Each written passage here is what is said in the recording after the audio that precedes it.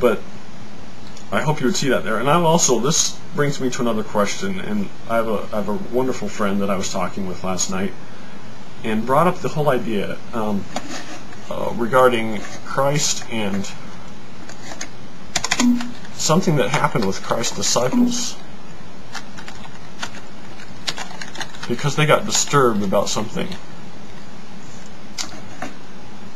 Now, hold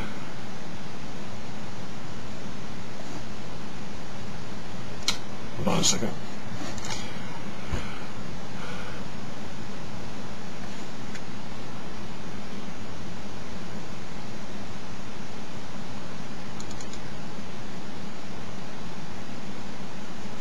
Okay, so Christ is here. This is John chapter 6, and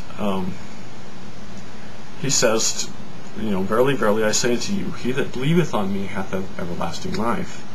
I am that bread of life. Your fathers did eat manna in the wilderness, and are dead. This is the bread which cometh down from heaven, that a man may eat thereof, and not die. I am the living bread which came down from heaven. If any man eat of this bread, he shall live forever. And the bread that I will give is my flesh, which I will give for the life of the world.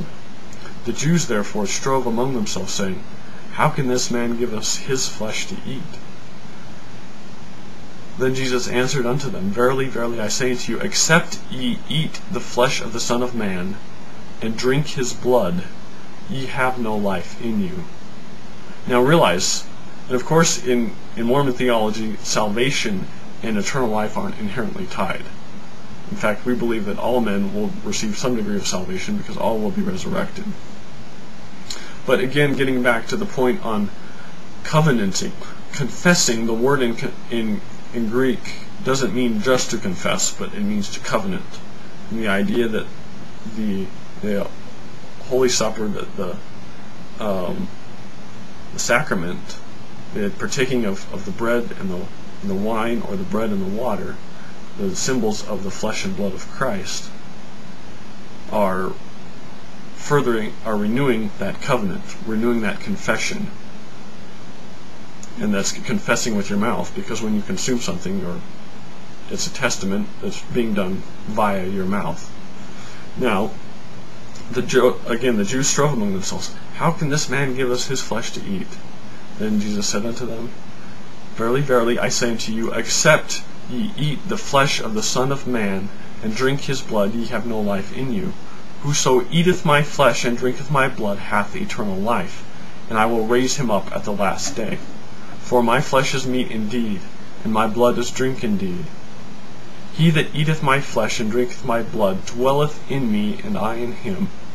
As the living Father has sent me, and I live by the Father, so he that eateth me, even he shall live by me. This is that bread which came down from heaven, not as your fathers did eat manna, and are dead. He that eateth this bread shall live forever. Now here's what happened.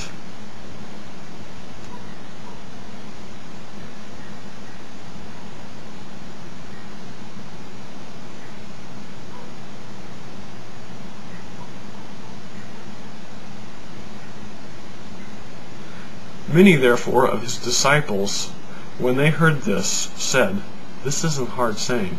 They said, essentially, that's kind of disturbing, that's kind of creepy. This guy wants us to eat his flesh and drink his blood. This isn't hard saying. Who can bear it? This is really disturbing. And these were his disciples, these were his followers.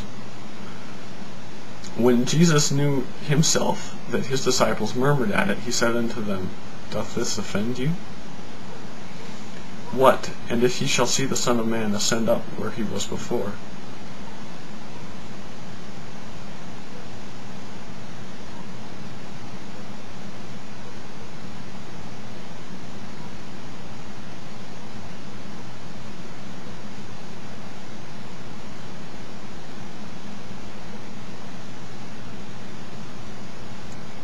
From that time, many of his disciples went back and walked no more with him.